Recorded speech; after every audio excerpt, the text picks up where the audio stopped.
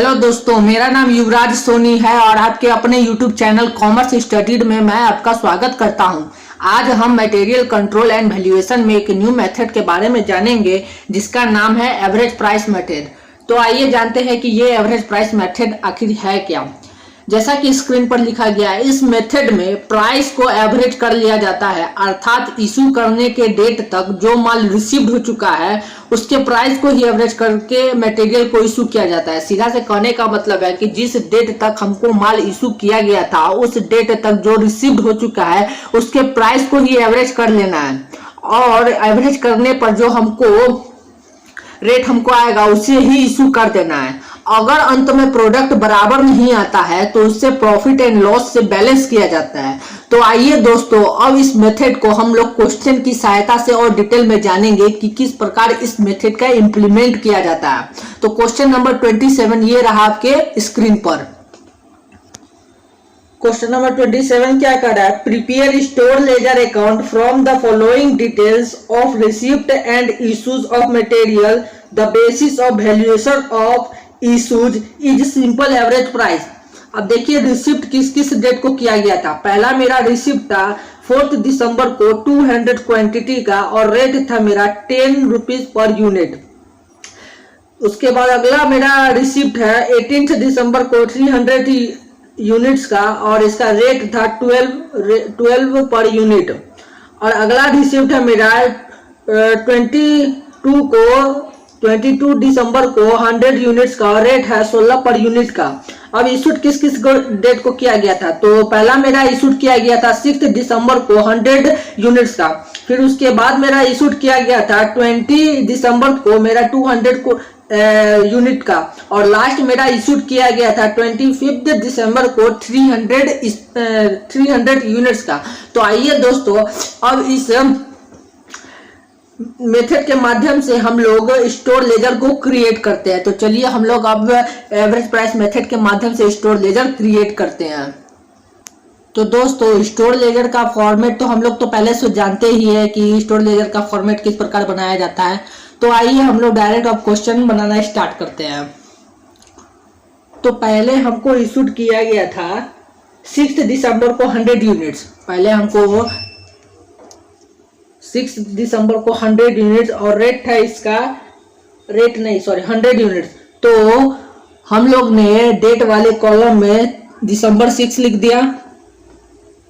जैसा कि दिसंबर 6 को हम लोग को कितना यूनिट इशूड किया गया था 100, तो यूनिट वाले कॉलम में हम लोग ने 100 लिख दिया। अब यहाँ पर रेट किस प्रकार हम लोग लेंगे? तो इसमें क्या किया गया है, रिसीव्ड वाले डेट तक दिसंबर 6 को हमको यूनिट्स इशूड किया गया। तो दिसंबर 6 या दिसंबर 6 से पहले जो हमको मटेरियल रिसीव्ड हो चुका है उसका एवरेज कर लेंगे। तो दिसंबर 4 को हमको कितना यूनिट्स रिसीव्ड हो चुका है 200 यूनिट और इसका रेट कितना है 10। तो हम लोग रेट कितना लेंगे, यहाँ पर 10 लेंगे। अब इन दोनों को इंटू करेंगे तो इंटू करने पर हमको आएगा 1000 यूनिट 1000। तो हम लोग प्रोडक्ट के कॉलम में 1000 लिख देंगे। अब अगला इशूड मेरा कब है? अगला इशूड है मेरा दिसंबर 20 को 200 यूनिट्स। तो डेट वाले कॉलम में हम लोग दिसंबर 20 लिख देंगे। अब दिसंबर 20 से पहले या दिसंबर 20 तक देखेंगे कि कौन सा मटेरियल हमको रिसीव्ड हो चुका है, कौन कौन मटेरियल रिसीव्ड हो चुका है। तो दिसंबर 4 का और दिसंबर 18 का। तो दिसंबर 18 और दिसंबर 4 का जो हमको रेट होगा उनका हम लोग एवरेज कर लेंगे। तो रेट मेरा दिसंबर 4 का कितना है 10 और दिसंबर 18 का मेरा रेट कितना है 12। तो 10 एवरेज प्राइस बराबर हो जाएगा, average price equal to 10 plus 12/2।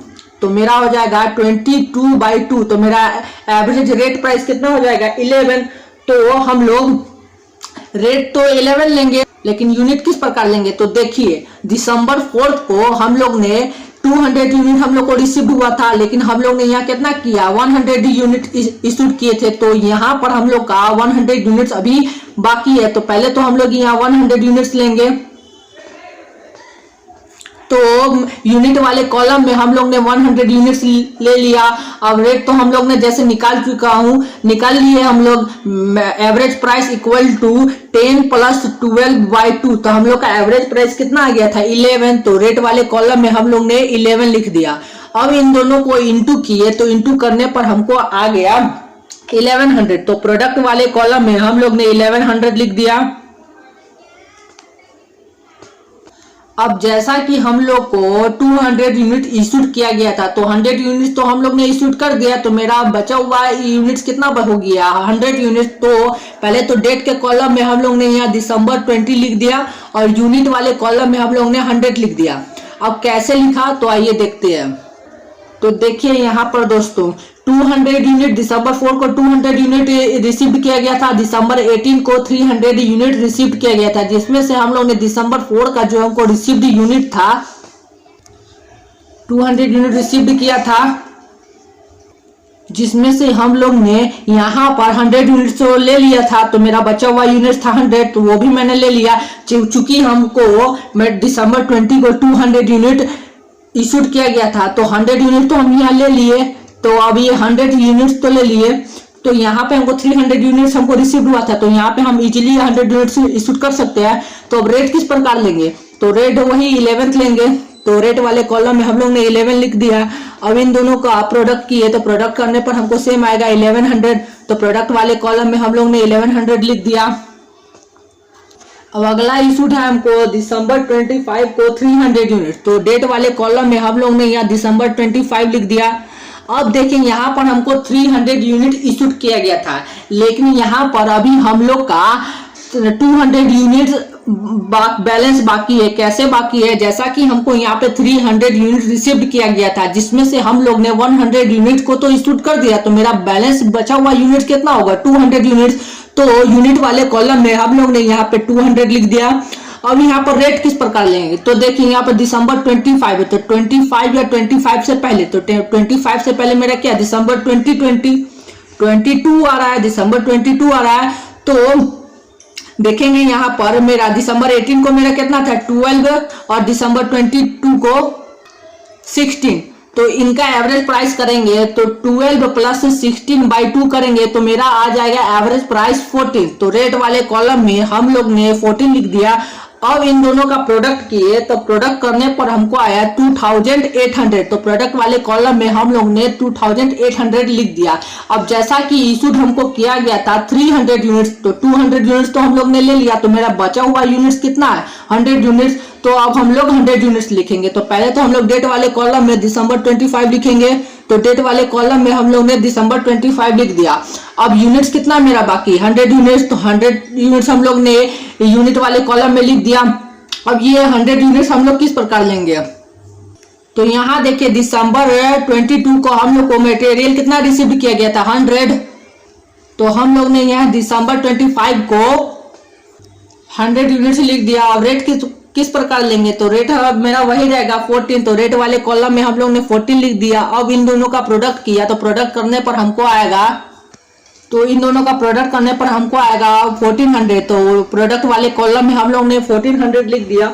अब सभी यूनिट्स को ऐड करेंगे तो ऐड करने पर हमको आएगा 600, तो यूनिट वाले कॉलम में हम लोग ने 600 लिख दिया।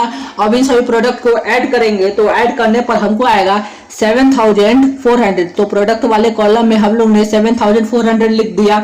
अब देखना ये है कि इसका जो यूनिट है और प्रोडक्ट सेम है या नहीं, तो यूनिट्स को ऐड करने पर हमको 600 आ रहा है, तो यूनिट वाले कॉलम में हम लोग ने 600 लिख दिया।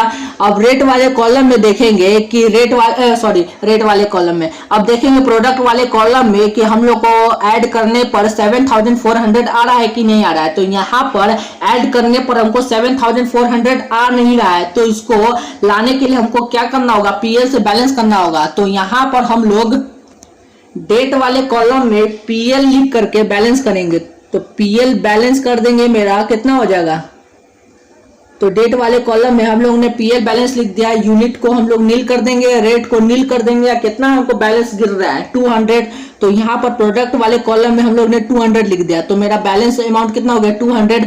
अब इन सभी प्रोडक्ट को ऐड करेंगे तो ऐड करने पर हमको आ जाएगा 7400, तो मेरा पीएल का बैलेंस कितना हो गया 200।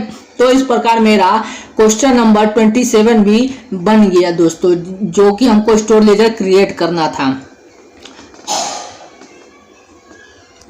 तो दोस्तों अगर आपको मेरा ये वीडियो पसंद आया हो तो वीडियो को लाइक और शेयर करें, और चैनल पर नए आए हैं तो चैनल को सब्सक्राइब कर बेल आइकन को दबा दें ताकि वीडियो की नोटिफिकेशन आप तक पहुंच सके। साथ ही साथ मैंने इन सभी पुराने वीडियो का भी लिंक मैंने डिस्क्रिप्शन पे दे दिया है, तो आप जाकर के पुराने वीडियो को भी देख सकते हैं।